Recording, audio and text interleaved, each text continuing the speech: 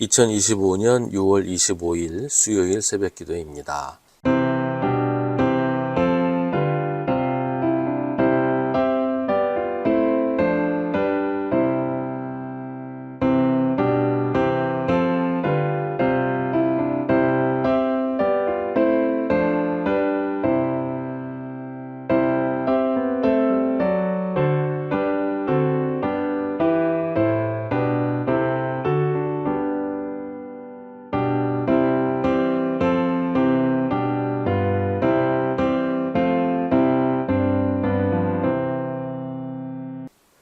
누가복음 2장 21절부터 40절입니다.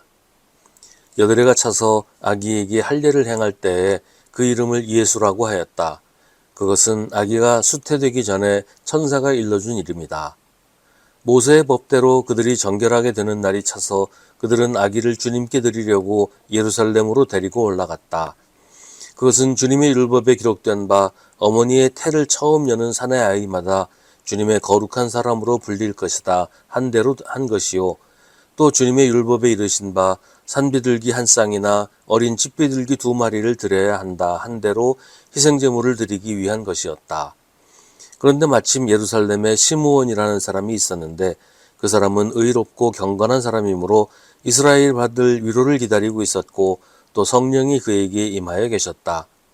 그는 주님께서 세우신 그리스도를 보기 전에는 죽지 아니할 것이라는 성령의 지시를 받은 사람이었다. 그가 성령의 인도로 성전에 들어갔을 때 마침 아기의 부모가 율법이 정한 대로 행하고자 하여 아기 예수를 데리고 들어왔다. 시므온이 아기를 자기 팔로 받아서 안고 하나님을 찬양하여 말하였다. 주님, 이제 주님께서는 주님의 말씀을 따라 이 종을 세상에서 평안히 떠나가게 해주십니다.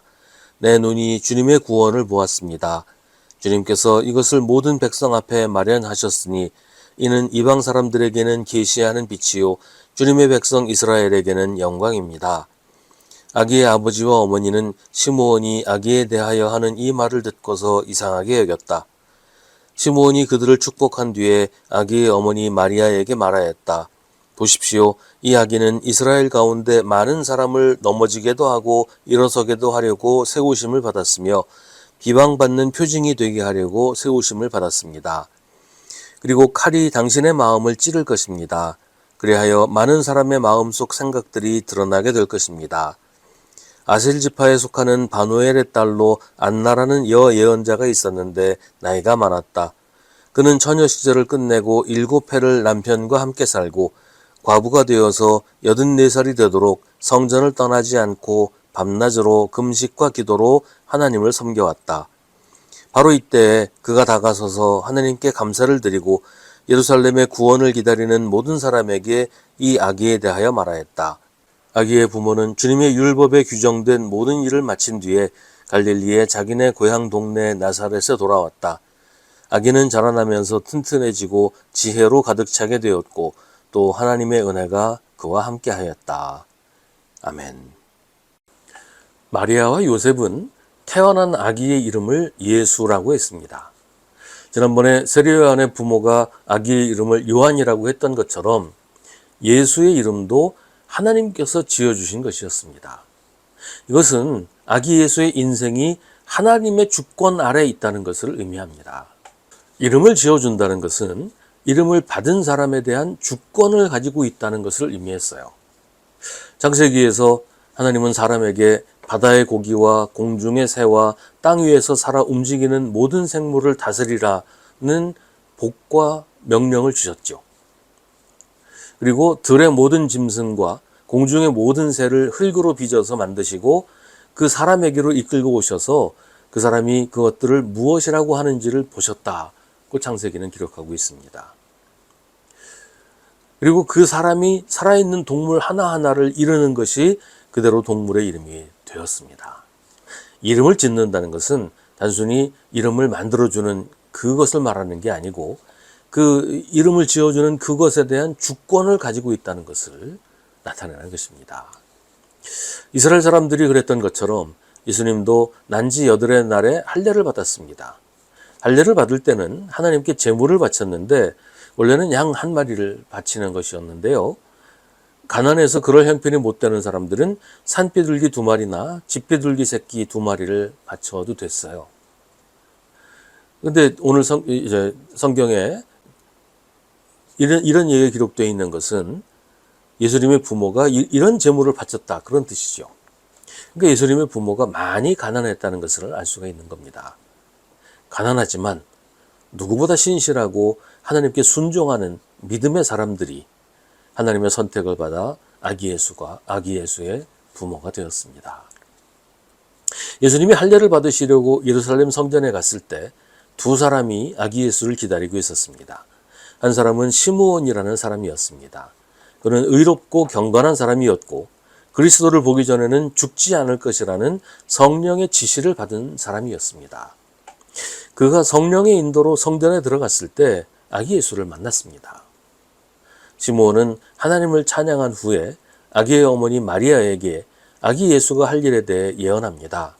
그런데 그 예언이 좀 섬뜩해요. 예수가 사람들에게 비방받는 표징이 될 것이고 아기로 인해서 칼이 마리아의 마음을 찌를 것이라고 말합니다. 아기가 태어나면 되게 좋은 말만 하잖아요. 복을 빌어주고 이 아기 잘 될 거라고, 훌륭한 사람 될 거라고 그렇게 이야기를 해요. 그런데 시므온은 그런 입에 발린 말 대신 성령의 감동으로 아기가 어떤 사람이 될 것인지를 예언하는 겁니다. 이 아기는 하나님의 아들 그리스도이기 때문입니다. 아기 예수를 기다리던 또 한 사람은 안나라는 예언자였습니다. 그는 과부가 되어서 84살이 되도록 성전을 떠나지 않고 밤낮으로 금식과 기도로 하나님을 섬겨왔습니다. 안나 역시 시므온처럼 하나님께 감사를 드리고 예루살렘의 구원을 기다리는 모든 사람에게 이 아기에 대하여 말했습니다. 시므온이나 안나나 모두 하나님의 구원을 간절하게 사모하며 기도하는 사람이었습니다. 언제나 성전에서 하나님께 기도하면서 그리스도를 기다렸습니다. 이들이 아기 예수를 만난 것도 우연이거나 운이 좋아서 된 그런 일이 아니었어요. 그들의 간절한 기도가 응답받은 것이었습니다. 그들도 그날 거기서 아기 예수를 만날 거라고는 상상하지 못했어요. 하지만 하나님께서 그들의 기도에 응답하셔서 아기 예수와 그들의 발걸음이 성전에서 마주치게 하신 겁니다. 우리는 우리의 기도가 어느 때 어떤 식으로 응답받을지 모릅니다.